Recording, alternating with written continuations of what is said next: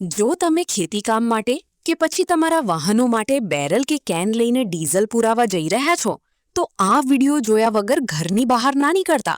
સરકારે સંગ્રહખોરી અને કાળાબજારી રોકવા માટે એક એવો કડક નિયમ બનાવ્યો છે, જેનાથી આખા ગુજરાતના ખેડૂતોમાં અત્યારે મોટી ચર્ચા શરૂ થઈ ગઈ છે. નમસ્કાર મિત્રો, ન્યૂઝ ગુજરાતીમાં તમારું સ્વાગત છે. આજે આપણે વાત કરીશું ગુજરાતના 6 એવા મોટા અને સનસનાટીપૂર્ણ સમાચાર વિશે, જે તમારા ખિસ્સા પર સીધી અસર કરવાના છે. એકેય માહિતી મિસ ના થઈ જાય એટલે વિડીયોને અત્યારથી જ લાઈક કરી લો અને છેક સુધી મારી સાથે જોડાયેલા રહેજો. સૌથી પહેલા વાત કરીએ આ ડીઝલના નવા પ્રતિબંધોની. મિત્રો, અત્યારે રાજ્યના ઘણા પેટ્રોલ પંપો પર તેલની અછત વર્તાઈ રહી છે, જેના લીધે અન્ન અને નાગરિક પુરવઠા વિભાગે મોટો નિર્ણય લીધો છે. હવેથી જો કોઈ પણ ખેડૂતને ખેતીના કામ માટે ડીઝલ જોઈતું હશે, તો પંપ પર જઈને પોતાના જમીનના દસ્તાવેજો એટલે કે 7/12 અને 8 આના ઉતારા, ટ્રેક્ટરની આરસી બુક અને પોતાનું આઈડી પ્રૂફ ફરજિયાત બતાવવું પડશે. એટલું જ નહીં, હવે તમે મન ફાવે એટલું ડીઝલ સંગ્રહ નહીં કરી શકો. વહીવટી તંત્રએ મર્યાદા નક્કી કરી છે કે એક ખેડૂતને એકવારમાં વધુમાં વધુ માત્ર 200 લીટર ડીઝલ જ આપવામાં આવશે. બીજી તરફ સામાન્ય જનતા માટે પણ પંપો પર લિમિટ બાંધી દેવાઈ છે. બાઇક સવારોને માત્ર 50 થી 100 રૂપિયાનું અને 4 વ્હીલર ગાડીઓને માંડ 1000 રૂપિયા સુધીનું જ ઈંધણ મળી રહ્યું છે.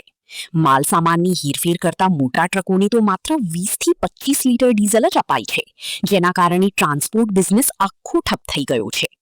વાવણીનો સમય નજીક છે અને આવા સમયે ડીઝલ માટે લાઈનોમાં ઊભા રહેવું પડે એ ખરેખર ચિંતાનો વિષય છે.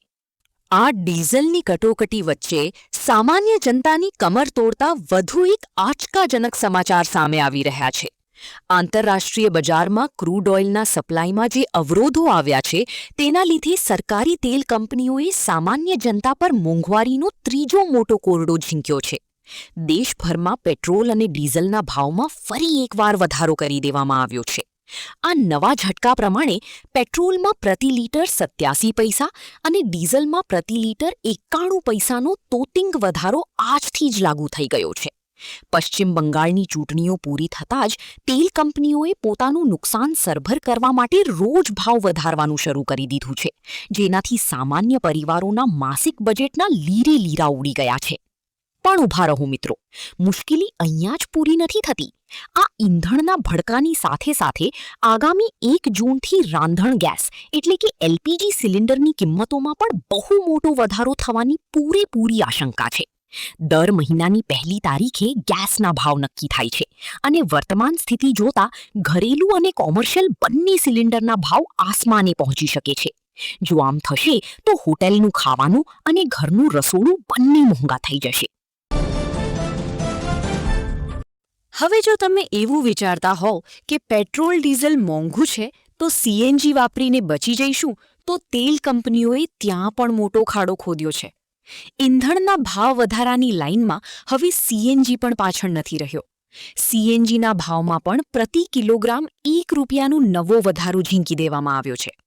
જરા આંકડા પર નજર કરીએ તો ગ્રાહકો માટે સૌથી ચોંકાવનારી બાબત એ છે કે છેલ્લા ગણતરીના 9 દિવસમાં જ સીએનજીના ભાવમાં કુલ 4 રૂપિયાનો તોતિંગ વધારો થઈ ચૂક્યો છે. કંપનીઓએ પહેલા 15 મેના રોજ 2 રૂપિયા વધાર્યા, પછી 17 મેના રોજ 1 રૂપિયો અને આજે ફરી પાછો 1 રૂપિયો વધારી દીધો. હાલમાં આ નવો વધારો દિલ્હી અને તેની આસપાસના વિસ્તારોમાં અમલી થયો છે, પણ સૂત્રોનું માનીએ તો આગામી 2-3 દિવસમાં જ આપણા ગુજરાતના તમામ શહેરોમાં પણ સીએનજી આ જ રીતે મોંઘું થઈ જશે. જે સીએનજીને આપણે પેટ્રોલનો સસ્તો અને પર્યાવરણને અનુકૂળ વિકલ્પ માનતા હતા, એના ભાવ પણ હવે આસમાને પહોંચતા ઓટો રિક્ષા અને ટેક્સી ચાલકોની રોજીરોટી પર સંકટ આવી ગયું છે. આગળ વધીએ એ પહેલા એક એવી ચિંતાજનક ખબર વિશે વાત કરીએ જે સીધી આપણા સ્વાસ્થ્ય અને મેડિકલના ખર્ચ સાથે જોડાયેલી છે. મોંઘવારીનો આગામી અને સૌથી મોટો પ્રહાર આપણી જીવનરક્ષક દવાઓ પર થવા જઈ રહ્યો છે. પશ્ચિમ એશિયા એટલે કે મિડલ ઇસ્ટમાં જે યુદ્ધ જેવી સ્થિતિ સર્જાઈ છે, તેના લીધે વૈશ્વિક સપ્લાય ચેઇન આખી ખોરવાઈ ગઈ છે. આ જ કારણસર કેન્દ્ર સરકાર ટૂંક સમયમાં 384 જેટલી આવશ્યક અને જીવનરક્ષક દવાઓના ભાવમાં આપાતકાલીન વધારો મંજૂર કરવાની તૈયારીમાં છે. નેશનલ ફાર્માસ્યુટિકલ પ્રાઇસિંગ ઓથોરિટી એટલે કે એનપીપીએ અને વાણિજ્ય મંત્રાલય વચ્ચે આ મામલે ફાઇનલ વાટાઘાટો ચાલી રહી છે. વાસ્તવમાં દવાઓ બનાવવા માટે જે કાચો માલ વિદેશથી આવે છે તેના ભાવ આંતરરાષ્ટ્રીય માર્કેટમાં 200થી 300% વધી ગયા છે. આના લીધે રોજિંદા જીવનમાં વપરાતી એન્ટીબાયોટિક્સ, હૃદયરોગની ગંભીર દવાઓ, પેરાસિટામોલ અને વિટામિન સી જેવી ગોળીઓ આગામી દિવસોમાં ઘણી મોંઘી થઈ શકે છે. ફાર્મા કંપનીઓએ સરકાર પાસે કિંમતો વધારવાની તાકીદની માંગ કરી છે. જો સરકાર આ મંજૂરી આપશે તો ગરીબ અને મધ્યમ વર્ગના દર્દીઓ માટે સારવાર કરાવવી ખૂબ જ અસહ્ય બની જશે. આ બધી મોંઘવારીની ચિંતાઓ વચ્ચે ચાલો આપણા ગુજરાતના એક એવા નિર્ણય તરફ નજર કરીએ જે સાંભળીને તમને ગર્વ થશે અને આનંદ પણ થશે.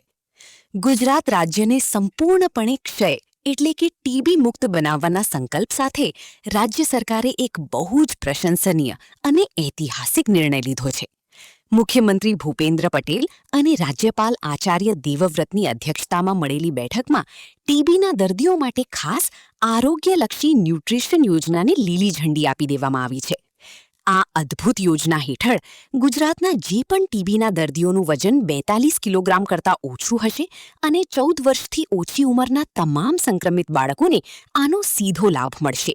સરકાર આવા તમામ ચિહ્નિત દર્દીઓને સતત 6 મહિના સુધી દર મહિને બિલકુલ મફતમાં રેડી ટુ ઈટ પૌષ્ટિક આહારની ખાસ કીટ આપશે. ટીબીની હેવી દવાઓ દરમિયાન શરીરમાં જે પ્રોટીન અને વાઇટામિન્સ ઘટી જાય છે તેને આ કીટ પૂરી પાડશે.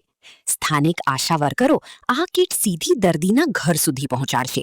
સરકારના આ માનવતાવાદી અભિગમ માટે કમેન્ટમાં સરાહના ચોક્કસ કરજો મિત્રો. અને છેલ્લે વ્યાપારી જગતમાંથી એક એવા સમાચાર આવ્યા છે જે જાણીને તમે પણ થોડા આશ્ચર્યમાં પડી જશો. સરકારે તાજેતરના બજેટમાં સિગરેટ પરની એક્સાઇઝ ડ્યુટીમાં 30થી 40%નો મોટો વધારો કર્યો હતો. આ કડક આર્થિક નિર્ણયના પગલે આઈટીસી જેવી અગ્રણી તમાકુ કંપનીઓએ પોતાની લોકપ્રિય બ્રાન્ડ્સના ભાવમાં મોટો વધારો ઝીંકી દીધો છે. જેમ કે જે સિગરેટનું પેકેટ પહેલાં 70 રૂપિયામાં મળતું હતું તેનો ભાવ હવે વધીને સીધો 85 રૂપિયા પર પહોંચી ગયો છે. પરંતુ આ ભાવ વધારાની જે સીધી અસર થઈ છે ને એ ખરેખર જોવા જેવી છે. સત્તાવાર આંકડાઓ અનુસાર ગત એપ્રિલ અને મે મહિના દરમિયાન દેશમાં સિગરેટના કુલ વેચાણમાં આશરે 20% જેટલો મોટો ઘટાડો નોંધાયો છે. મોંઘવારીના કારણે કાં તો લોકોએ ધૂમ્રપાન ઓછું કરી દીધું છે અથવા તો આ કુટેવને હંમેશા માટે બાય બાય કહી દીધું છે. હેલ્થ ઓર્ગેનાઇઝેશનોએ સરકારના આ આકરા ટેક્સના નિર્ણયને ખૂબ વધાવ્યો છે કારણ કે આનાથી દેશમાં વ્યસન મુક્તિના અભિયાનને એક મોટું બળ મળ્યું છે. તો મિત્રો, આ હતા આજના દિવસના 6 સૌથી મોટા સમાચાર. એક જાગૃત નાગરિક તરીકે પેટ્રોલ, ડીઝલ અને જીવનરક્ષક દવાઓના આ વધી રહેલા ભાવો વિશે તમારું શું કહેવું છે? કમેન્ટ બોક્સમાં તમારી રાય નીચે જરૂરથી લખજો. હું દરેકની કમેન્ટ વાંચી રહ્યો છું. અને હા, જો તમને આપણી આ મહેનત અને સાચી માહિતી ગમી હોય તો વિડીયોને લાઇક કરજો, તમારા ગ્રુપમાં શેર કરજો અને આપણી આ ન્યૂઝ ગુજરાતી ચેનલને સબસ્ક્રાઇબ કરવાનું ભૂલતા નહીં. ફરી મળીશું નવી અને સચોટ ખબરો સાથે. ત્યાં સુધી જય જય ગરવી ગુજરાત.